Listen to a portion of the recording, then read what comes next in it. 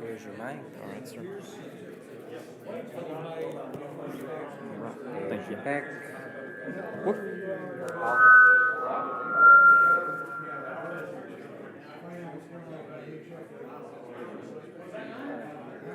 And we have mic check. Can you hear? Can you hear okay? Check 1, 2, 3, 4. Check 1, 2, 3, 4. 1, 2, 3, 4. You're just gonna have to really speak up. Okay. So we can get this system. Okay. Okay. I got it closer now. Is that better? That's better right there. 1, 2, 3, 4. 1, 2, 3, 4. Closer to the mic. Closer to the mic. And we just won't pin it on the shirt. We'll just hold this rascal. I think I'll get everybody to do the reports from where they are. Will the microphone pick that up?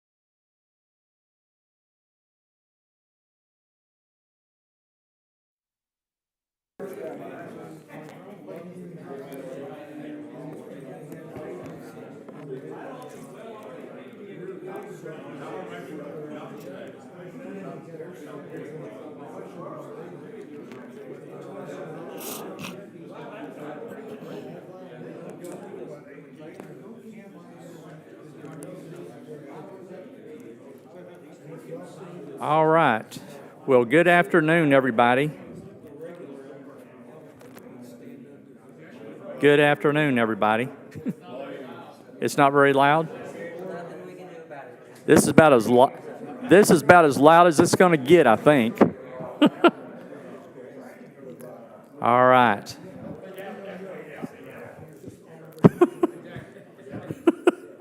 It's okay, man. It's okay. I get that all the time. So it's okay. It's okay. Yeah. Anyway, hey, welcome everybody. Hope y'all can hear okay. No? All right. Is that any better right there? That's about as, okay, kind of one of those. Okay. Well, anyway, hey, welcome. It's good to see everyone here tonight. There's a lot of stuff going on. More sound out of your mouth will help the microphone work. More sound out of my mouth. Is that better? So I need to speak up? Okay, let me speak up. Thanks, Wayne. I appreciate that. Well, anyway, hey, welcome. Thank y'all for being here tonight. We're kind of makeshifting here just a little bit on the audio video, but I believe we're actually going to live stream on YouTube tonight. We'll have the recording out there for our members or those just interested in amateur radio that might want to check out the Tyler Amateur Radio Club's YouTube channel and kind of catch up on stuff. I know we had some people tonight that do have obligations. They could not be here in person and just for this particular Thursday. And so they'll be able to watch the meeting and kind of catch up if they want to. And then when I'm talking, they can actually fast forward. And then when y'all are talking, they can listen to what you have to say. So we'll try to do that. But do we have any guests here tonight? Yes, sir. And your name is? Ron Waltz. Are you licensed, sir? Yep, I'm a general. You're a general. Okay. Have you just moved to Tyler? I am new permanently to the area, but not new. Okay. My grandparents retired at Tideway Lake in 1969. Gotcha. And my mom inherited the house, and we purchased it from my mom 2 years ago. Well, I started remodeling it in 2021. Moved out here 2.5 years ago. Okay. And it's a little bittersweet. I just lost my wife September 6th. I'm sorry for your loss, sir. So he's getting me out of the house, just get out of the house. Okay. All right. Hey, thank you for being here tonight. I hope this is a good group. We do a lot of things, and we have a lot of the members from time to time that'll go out and set up HF in the field and just play amateur radio, if you will. So, I'm not say, might make enemies, might make it. I was a member of the Plano Amateur Radio Club for, for almost 20 years. I was actually their communications director at one point during that time, but it's been a while. But yeah, it's just, he's dragging me out of the house to get out of the house. all right. I needed to get out of the house. Yes, sir. I understand. Well, we're going to be talking about some stuff coming up this weekend if you want to get out of the house again and play Texas QSO party. So there'll be some stuff coming up this weekend. We'll talk about here in just a little bit. So thank you for being here tonight. We appreciate it. It's a pleasure to meet you. Are there any other visitors here tonight? Or everybody looks like they're home folk, I guess. So okay, all right. I guess I can use that word there. Hey, real quick, I'd like to introduce our board members. We have Jack here sitting on the front, Steve in the light Hawaiian shirt towards the back, and over here to my left, to y'all's right, is Josh, our secretary treasurer. He's also the guy that puts all this audio video stuff together and gets it out somehow on YouTube, which I don't understand all that. And there he is. The guy holding up his cell phone over here in the corner is John. He's our vice president. And so it's good that these guys are very supportive, and they're always looking for things to increase the interest in ham radio with programs and everything else. So these guys are very, very supportive, so I really, really appreciate them. What I'd like to do now is if Josh could come and maybe just kind of give us an update, do a finance report, please. All right. You'll probably be able to hear me because I know how to use a microphone. All right. I'm Josh. I'm your secretary-treasurer. We have 127 active members in the club, and last month we spent $3. We made $118.68, which gives us $62.92.86 in the bank. Any questions, comments, concerns, or criticisms? Cool. All right, back to you. All right, that's how you use a microphone. I've got a lot to learn. Joe, would you like to update us on the loaner program, the club loaner program, please, sir? If you want to, or you can do it from there, whatever works best for you, sir. Okay, currently we have loaned out, we have 4 VHF, 3 HF, 4 all-mode, all-band radios for a total of 11.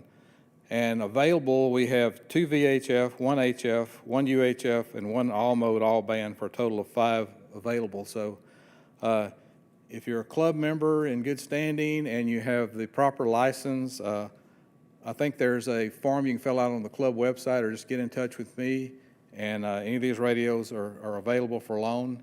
And I also have SWR meters, patch cables, stuff to make antennas, antenna tuners, anything like that you might need. Just give me a call and I may have it, just laying around. I don't throw anything away. I have boxes full of junk. My wife gets on to me about it. So just give me a call if you need something, and I might have it. So if I can help you out, let me know. Thank you. Thank you, Joe. I appreciate that. Joe does a lot with the loaner program, the TARC loaner program, by keeping up with the inventory, knowing where everything is, who has it, and just being there to help people out that want to try out radios before they go out there and spend the money, because I know y'all's budget for ham radio is probably like mine. Yeah, sometimes mine's even non-existent, so I have to operate with what I've got. But you can try some things out and so forth, so it really helps. Butch, would you like to give us an update where we are on testing, kind of where we are statistical-wise? The summer has been just sort of dead quiet, and we're just waiting to see what's going to pick up this fall. We haven't had anybody for, I think, the past 2 months. Okay. We are back at the Red Cross building.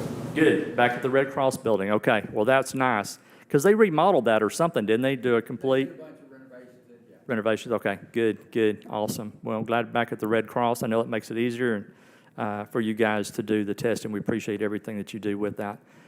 Just real quick, Wayne, would you like to maybe speak about Texas QSO Party coming up this Saturday and Sunday, where it's going to be, operating times, the RSVP, and so forth. Sure thing. Oh, we don't have the Clippy thing. Well, that'll be okay. So this weekend is Texas QSO Party.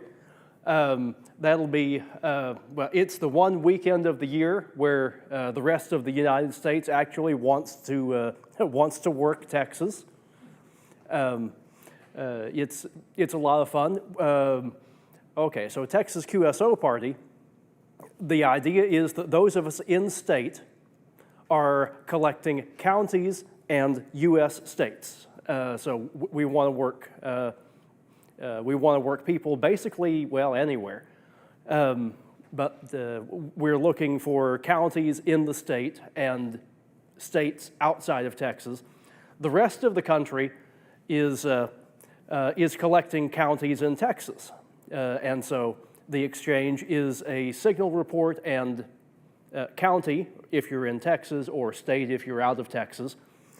The contest is on Saturday, 9 a.m. to 9 p.m., and then resumes on Sunday, 9 a.m. to 3 p.m. A group of us, and it looks like there's going to be about 6 or 8 of us, something like that, is going to be operating from the KC5KCT superstation in Noonday, which is a little bit, well, not so much a misnomer, but, well, we started building the station last week. So we just stacked the tower and put the tri-bander up and all of that stuff. So it's a work in progress, but it should work pretty good. So if you want to make it, well, if you're planning to be out there for that, I'd kind of like to, well, we'd like to know so that we make sure that we have enough chairs and pizza and that kind of stuff, you know, and don't have pizza for 5 and then 50 people come out, or have pizza for 50 and 5 people come out, you know, that kind of thing. We'll also be trying to go out there tomorrow evening at about 6 o'clock, just to do final setup and come up with a game plan for the weekend and you know, operating plan, that kind of thing. So again, that's at Thomas Moss's place, KC5KCT. Call book address is good.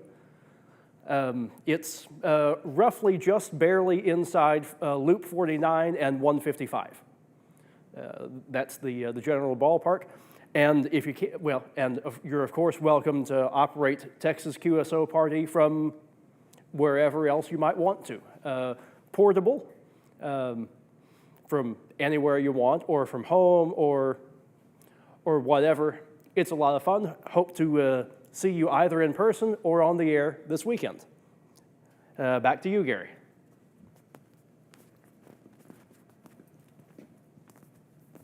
Thank you, Wayne. Hey, any updates on the repeater we need to hear about or anything going on? Or I think everything's working. okay. From what I'm hearing, it is. Okay, all right, cool. Well, we appreciate everything you do to keep the repeaters up and running. Really appreciate that.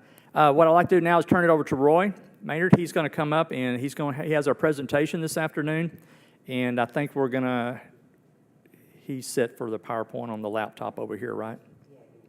Okay, sure. So Roy's done a lot of POTA activations, not just in Texas, but in various states, and so Roy, you want to come up and share with us? And I bet you will sound better on this microphone than what I do. So, yeah, that would be big enough. Yeah. All right. It's all yours, sir. Now, Gary, was that 15 minutes or 50 minutes? 1.5. And there's some wiggle room in there, I assume? There's always wiggle room. Okay. Hi, guys. I'm Roy Maynard. We've been in Tyler for about 30 years now, but I'm a fairly new ham. And Gary asked me to talk about POTA, but of course I want to talk about lots of things. So I'll just kind of weave it all in together. So I want to start with how I got into ham radio, because I always like hearing about how other people get into it. So a couple of years ago, well, I'm a journalist. Whole life that's all I am. A lot of travel for work, and something that I've developed over the years as I travel is, well, if you go someplace for work and you don't know anybody there, what are you going to do? One thing I discovered I really liked doing was going out to the parks and spending time in the national and state parks. So I was up in California doing a piece. It was a terrible, terrible time in California. We toured the 3 worst homelessness areas in the state. And I just needed a cleansing after that. Because I had driven, so I was driving back, and I thought, you know what? I'm going to go to Death Valley State Park. It was winter, so I thought that's the time to go to Death Valley, right? You know, you're not going to melt. But I saw this sign on the way, and that really got me thinking. 72 miles with no services, no cell phone. There was nothing out there. When I got to the park, I drove by wild donkey herds, no fences or anything. I just was amazed that it was so remote, but that really got me thinking, because what would I have done if my car had broken down? What would I have done if I'd gotten stuck? So I started thinking, well, I should probably look into that. And I did what all of us, or many of us have done. I started looking at YouTube and thinking about, well, GMRS looks interesting. FRS looks like it might work for me. Or I could buy one of those cell phone boosters maybe. But really, as you all know, ham radio covers so much more and has so much more capabilities that just there's really no contest. For lots of travel and boondocking and off-roading, ham radio is really what you're going to want to look for, as I discovered. So I started studying for the test. I picked up a little a Retivus RT95, just a UHF VHF unit, got a power supply, strung up several different antennas until something actually worked, and really got into it. But, okay, that's what brought me to ham radio. But if that was all that it was about, I probably would have, bought an HT, thrown it in my car, and forgotten about it. I want to talk about what really interested me about ham radio. And when I say something interests me, what that usually means is I'm writing about it, because that's how I process new information. Is when I study something or I learn something, I tend to want to write about it. And the Federalist was kind enough to publish this for me. This was right as I got my license. I think I had just gotten licensed in the August test date. But then I discovered Parks on the Air, and that was really great. It suddenly combined a lot of my interests with this cool new thing that I'd learned how to do. It was a great new activity to take out to the parks. Now you're going to say to me, you're going to say, Roy, there are other activities you can do in the parks. And I would say yes, there are, but maybe they're not all for me. That's one that's definitely not for me. Somebody was talking about Mena, Arkansas, a little bit earlier. Yeah, so that's up at Queen Wilhelmina State Park. Now, what do you need to do Parks on the Air? That was a huge mystery to me because it looked interesting. I loved watching the videos of people out activating and doing their thing, but it was a pretty high bar. Would y'all agree with that? Ham radio can be kind of a high bar, a high entrance. You got to learn a lot. You got to study things. I'm not a tech guy. I'm a writer. So all of this was new. I had never held a soldering iron before I built my first antenna. So it was a big bar, but it was so much fun. I just really had a blast learning all of this. Oh, wait. I'm not sure how to go back. Yeah, there it is. So I put together a POTA packing list, and that's, and I still have it and still use it. It includes the obvious things, your radio, your power supply, your antenna, your coax. This one always gets me. I can have every connector that I own in my car with me, and I will not have the right one, chances are. Some way to log your QSOs. I've tried several different ways. I lean towards a program called Hammers. It's pretty useful. It lacks some capabilities. If you're at a park that's actually 2 different POTA spots, so let's say like in Mena, Queen Wilhelmina State Park is, there's a place you can be at the state park, but also on the Talamina Scenic Byway, because that highway goes through the park. So Hammers does not have the capability to let you put in 2 parks as the park that you're at. So there's some later programs, one called Polo, that I'm experimenting with, that do that. And then finally, and I want to talk about this a little bit, internet connection. I'm not very good at POTA yet. I'm still learning. And theoretically, it'd be a lot easier. I find it much easier to do POTA when I've got enough of an internet connection that I can spot myself on the POTA page. And then if I'm not getting a lot of contacts, a lot of people responding to my CQ, I can look at the POTA page, and as it updates, I go, oh, well, I'm going to go hunt some, and I'll go talk to another guy in the park. And that's called a park-to-park QSO. And they give you like double points for that, so it's kind of cool. So my first radio was, my first HF radio was the Xiegu G90, great radio. It has some interface issues. It's not an easy radio to learn. But I think that made me a better ham, because when I eventually moved up to a Yaesu FT710, it was easy. Because I had been learning on less power, less discernment, or that's not the right term, but receiving capabilities. The antenna that I've settled on mostly is an InFET halfway. I went for the 10 tennas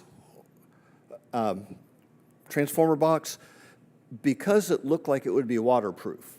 What I didn't realize that I have no interest in doing POTA in the rain. So I probably don't need that capability, but it made sense to me. Let me show you how I set this up. So this is actually a little park in Arkansas also. So I've got a drive-on flagpole holder. And I've got a DX Commander mast, and you just drive on top of the flagpole holder, as you see in the picture, drop the mast in, raise it up, and I've got a little electric fence post that I put out in the grass and put my InFET half-wave junction box there,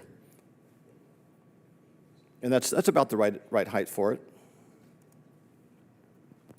Now, amazingly enough, last winter, I suddenly found a story that really needed to be written in Orlando right about the time that Hamcation was taking place. Huge coincidence. But since I was there, I went to my first real ham fest. It was interesting. But I picked up a Wolf River coil system, and that's been very effective. I usually just use the simplest version, which is the 17-foot whip and 3 radials. The radial system with Wolf Rivers is not a good radial system. So I'm currently trying different ways to fix that. Some people use Faraday cloths and call it the magic carpet. I haven't tried that yet. But I'm trying different lengths of radials, maybe more radials. But the radials that exist, they're 33 feet each. They want you to put them all out different directions. So your footprint at that little campsite or at the park that you're at is huge. So I think I can fix that. In fact, Wolf River Coils gave me my most successful activation so far, more than 100 QSOs. Usually because I'm traveling when I do POTA, I stay around for 10 or 12, or at least 12, because I want to make sure that if there's an error or something that I'm still activated at the park.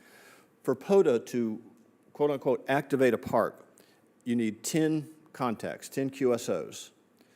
But if one's a duplicate or something, it might mess you up. So I always get a few extra, but then I usually move on and go to the next park. So here's my full setup with the G90.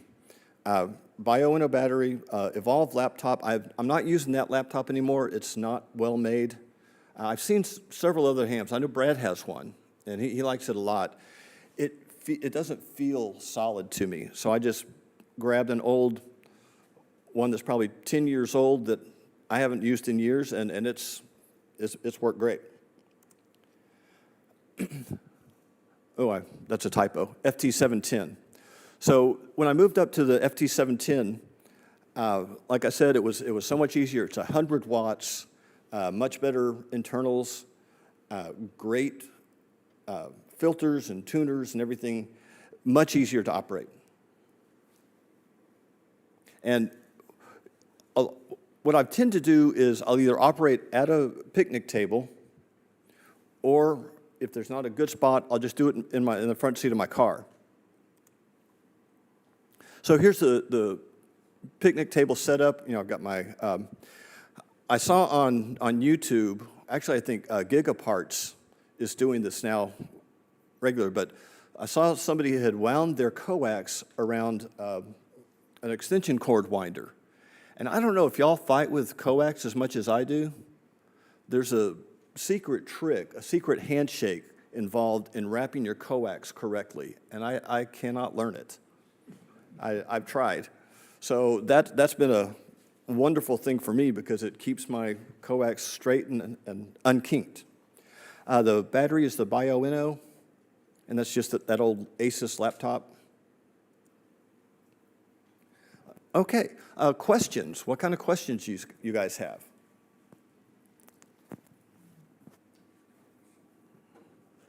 I probably didn't explain as well as I should have how you start with POTA, because I kind of assumed that most of us have at least hunted it. But there is a website, POTA.org, I think, and you just go there, and everything's in front of you. It tells you who's at what park, what frequency they're on, when's the last time they were heard, and you can go and find it, and it makes it very easy. I think that's one of the really successful aspects of POTA is that it's so approachable. And once you get the tech part figured out, it is easy. You're just going to a park and setting up and putting your radio on and talking to people. So it's been great. But any other questions about how to do POTA? Is there any restrictions from the park people that run the park, or you have to let them know in advance you're going to do it, or what? That's an excellent question. So POTA began in, I think, 2017 as a national parks program. And then it blew up. It really grew from there. And it outgrew its initial mission of celebrating the centennial of the national parks. And it really became something bigger. But what I have found is that the parks love POTA. We are their ideal park visitors. We clean up after ourselves. We don't do stupid things. Okay, we don't all do stupid things. And they love us. At Tyler State Park, Heather is Heather a ham, or is she studying to be a ham? Yeah, when I go in there, I live on 14, just about 8 miles north of the park, so a lot of times I'll just go eat lunch in the park. I've done that for years. But like when I'll go in, I'll just wave at Heather or Carlos or any of the guys. They all know POTA. They know us, and they talk about, the hams love to come out here. And that's been true at every park that I've been to so far. I don't think I've been questioned. A lot of people will come up to you when you POTA because they're curious. What's that thing up in the air? And they'll come talk to you, and that's great. But I haven't been challenged by a park ranger of, what are you doing? Do you have a permit? Anything like that. Yeah, Wayne. Do you know if most of the POTA activators, operators will sit there and run a frequency, or they'll just surge and pounce, and will they stay long, or will they just get their 10 and go? I'm going to answer that badly. That's entirely dependent on the band conditions. Because if band conditions are tough, and I'm just barking CQ POTA into my microphone for half an hour, and I'm not getting anything, I'm going to go over and I'm going to start hunting. I'm going to mark myself as QRT, which you can do on the POTA website, and then you just go hunt. You go find other people, and that's easier. But sometimes if you're really in a groove, and the bands are good, and you're getting lots of people are on the airwaves, and you're getting lots of QSOs, you can go all day. So a little bit of both. Yeah, Brian. You mentioned having internet connectivity. Can you activate parks that are remote? So you would go do your CQs, log everything, or write everything down, and then go back to internet connectivity? That's a great question. Yes, I wish I was that good. In theory, I should be able to show up in a park without any internet, without any computer, with just my radio, and just tune down the dial until I hear people, and then maybe just pick a frequency for myself, ask, is this frequency in use? I should be able to do all that without it. I'm working on that. I'm also, I've ordered a Starlink Mini, so hopefully I won't have to do that too much. But here's a great example. We were over for my son's graduation from OCS a few weeks, in fact, last month for this meeting. And I had a little extra time because I had some meetings in DC to get to, but I thought I'm going to activate Great Smoky Mountains National Park, which is a really great park. It's actually the most popular park in America. I couldn't find anywhere in that park that I had a strong enough cell signal to where I could do it. And I was disappointed in myself, and that's when I really started looking at, how do I fix that? Do I upgrade my internet? Do I just practice doing it by hand? But Starlink's going to help. Yes, sir. Would the roadside parks or rest areas qualify for the Parks on the Air? So Parks on the Air has a list of qualifying parks, and it's pretty easy. All state parks, all national parks, nearly all federally owned, not the Bureau of Land Management, but things like wildlife management areas. We have lots of those around here. Those are POTA parks. But to be a POTA park, it has to be on their list. And that list has changed. And in fact, a couple of months ago, I saw that a new park had been added just up in this side of Arkansas. I thought, that's really cool, because no one's activated it yet. So I got to be the first. I drove out there. It was a terrible drive, because I got to a dirt road, and the dirt road lasted about 5 miles. The next road was made of intentions, and that was about the same. But I got it, and I activated it. And it was a lot of fun. Yes, sir. Can you talk about the awards at all? The awards are fascinating to me. So Brian's a friend. I was telling one of my millennial friends about POTA and ham radio, and she looks at me, thinks about it for me. She says, "Oh, so it's like Pokemon Go for old guys." And I said, "What do you mean?" And she said, "Well, you're out there in the park and you're talking to disembodied voices that no one else can see." And I said, "I hate it when you're right like this, so please don't do that anymore." But she was absolutely right. Any more questions? I think we're running out of time, but any more questions? Nope. Okay. Gary, all yours.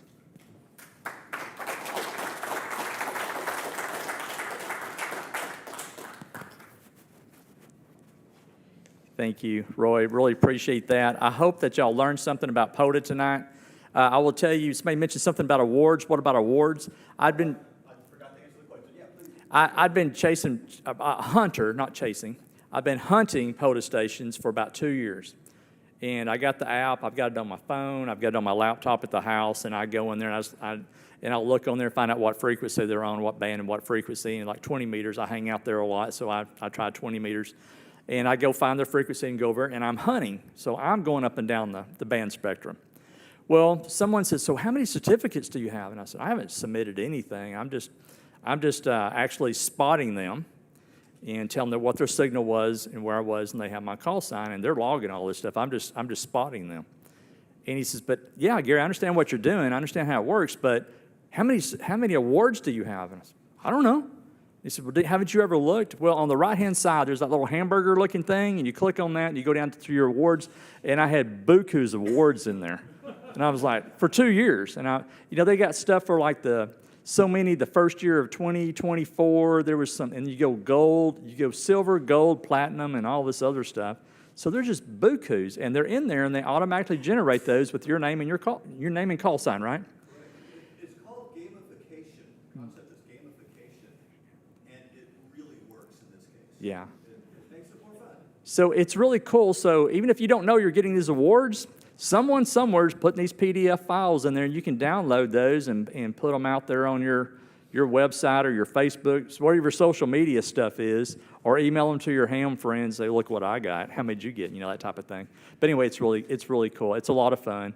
I activated my first park. I've been hunting for 2 years. I activated at Tyler State Park with Roy. He was out there. I think Jack was there. Gary was there. Someone else was there with us. Anyway, two others were there. We kind of came and went. And Roy just went out there to Tyler State Park and got him I think they call it the, not rustic, I can't think, primitive, where you pitch a tent, and there's a place just to park 2 cars, and we did park 2 cars at the next place that wasn't reserved, and the park officer comes up, and of course we pulled in forward so you can't see our day pass stickers, right? So he pulls up, we walk over to him, and he says, so are these your vehicles? Yes, sir, it is. And he says, well, that's okay, because no one's reserved these. So y'all go ahead and park here. And we told him what we were doing. He's like, well, that's really cool, guys. And anyway, long story short, he let us park there. He says, but I tell you what, if somebody does reserve this, I will come down here and let y'all know, and I will ask y'all to leave. The only thing is at Tyler State Park, I don't know about the other parks, Tyler State Park, you cannot park on the grass. And there's certain places you don't pull over on the side. And if you do that, you'll continue to build a good rapport with the park rangers if you just follow the simple rules. Pick up after yourself, make the place look better than it was before you got there. And because every time I go out there, my wife and I are going to kayak, or we go out there, I want to go out there and play ham radio, I got my call plate on my vehicle, and I pull up, and even with Heather's not there, some of the rangers I don't know, oh, we noticed your vehicle, we saw your call sign when you came up, so I guess you're going to play radio in the park today. So that's what I get. So they've seen a lot of ham radio operators. I know the Longview group has been out there. My wife and I ran across them one weekend, and actually she noticed them and I didn't, but she is a ham radio operator. She said, hey, these guys are over, they're operating remote HF in the field. And I said, where? And I wasn't even paying attention. We were hiking and doing stuff. Anyway, so you just never know if you may run across another ham radio operator at a state park. And they're either contesting or playing ham radio just for fun, or out there chasing POTA, trying to get contacts for POTA. But anyway, Roy, thank you so much. I really appreciate your presentation tonight. I can put the link to that piece that I wrote for the Federalist in Discord. Okay, sounds good. Yeah, he sent me, if y'all get a chance to read that, he sent me the link to it, because I think their website was it wasn't easy to navigate, or it wasn't for me anyway, but you sent me that link. It is a worth read. It's a good read.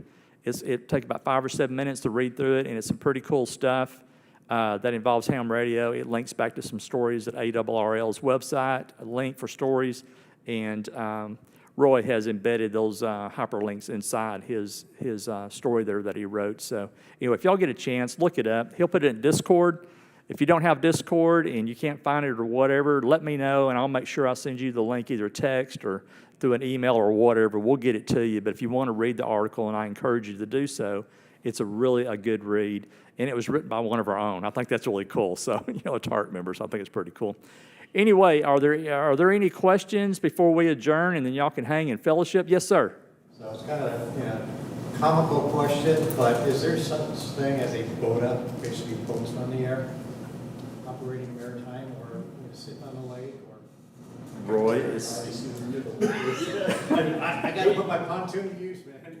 I hear you. There are a number of parks that can only be accessed with a kayak or a boat of some sort. So yeah, that's. There you go. Putting an antenna on it yet, but. How does a pontoon tune up? Yeah, your ground plane's going to be the most interesting deal that you have there, I would imagine. I take a 2-meter handheld when I go out there. My wife and I, we do a lot of kayaking, and I carry a handheld, but I haven't figured up I want to dump any HF gear in the lake yet. So, yeah, just yeah, exactly. Gene, I was going to ask, Gene, was there anything, I'm sorry I didn't talk to you before the meeting, is there anything from East Texas Communications that you want to share with the group tonight? Anything we need to know or updates or anything? I have no updates. Okay. There will be an exercise this fall in support of the RAC, but I don't know what it's going to be. Okay. Whenever that information, we'll try to disseminate it out to those that need that and stuff like that, and folks can look at it. Yeah, if that's okay. Okay, appreciate it. Sorry, I didn't ask you earlier. I should have done that. Okay. Yeah, Joe? I discovered something the other day. I've been logging on QRZ.com for years, and I found out you can get on one of their pages and it'll give you awards based on your logbook. And I found out I had about 10, 15 awards, so I printed them all out and filed them. There you go. There you go. That's good. Thank you, Joe. Any other? Joel? Could we do like an exercise, like preparing if there was ever an EMP attack?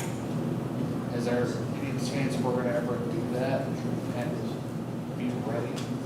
I think what we try to do is through here in Smith County, and correct me if I'm wrong, work like drills or tabletops or something like that, pretty well work those through East Texas.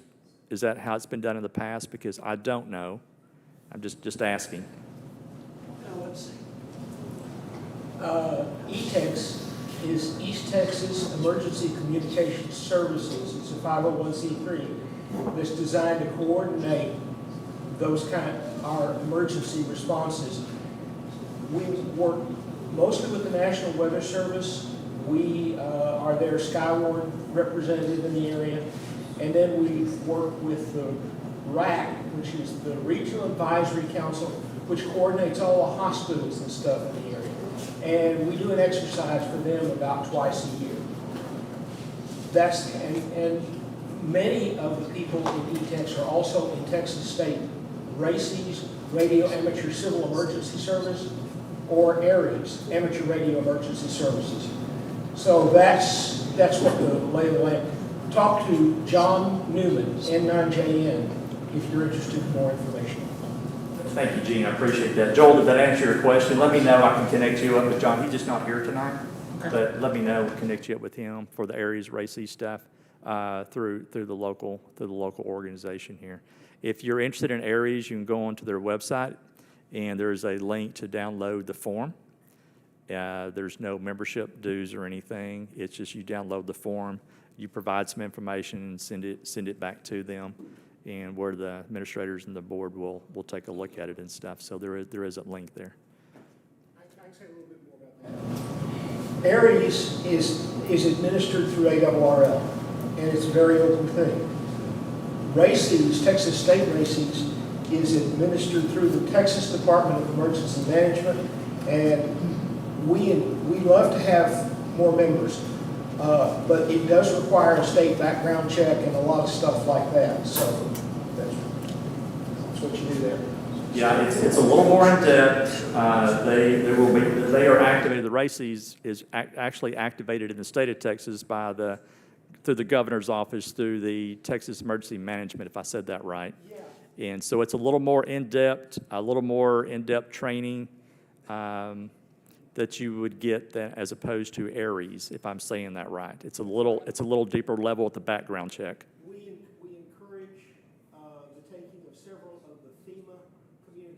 courses. We have equipment at most of the hospitals and also at the Department of Public Safety and stuff like that. We exercise those stations periodically. So Joel, that may be a good thing to do, is go look at East Texas Emergency Communications website, and they do have that form there. Read some stuff on the site, and I think that may answer some of your questions. But I want to make just kind of, I think where you're headed with this for Tyler Amateur Radio Club, are we going to do anything particular sponsored by us? We don't have anything on the schedule right now to do that, because we do work with our partners, and most of them are members of the club here through East Tex and stuff. Move to Tulsa. I got you. So I would check their site, and then also, if you don't have John's information, I can connect you up with him, and he'll be able to explain in detail and answer your questions as well. Thank you, Gene. Appreciate that. All right, before we adjourn, is there any comments, questions for tonight? Okay, one reminder for this weekend for the Texas QSO party out there at KC5KTC. KCT. So I just drew a blank. If you can, please RSVP back to Wayne. If you can't get hold of Wayne, drop me something, a text, call, whatever. I'll get that information to Wayne, because they really would like to have a head count. But if your schedule changes at the last minute, you go out, it is what it is, but they'd really like to have a head count to make sure they're prepared and know how many to expect. So with that, we'll go ahead and adjourn, and thank y'all for being here tonight, and hang around for a little bit and visit and fellowship with one another. But thank y'all for being here. We appreciate you.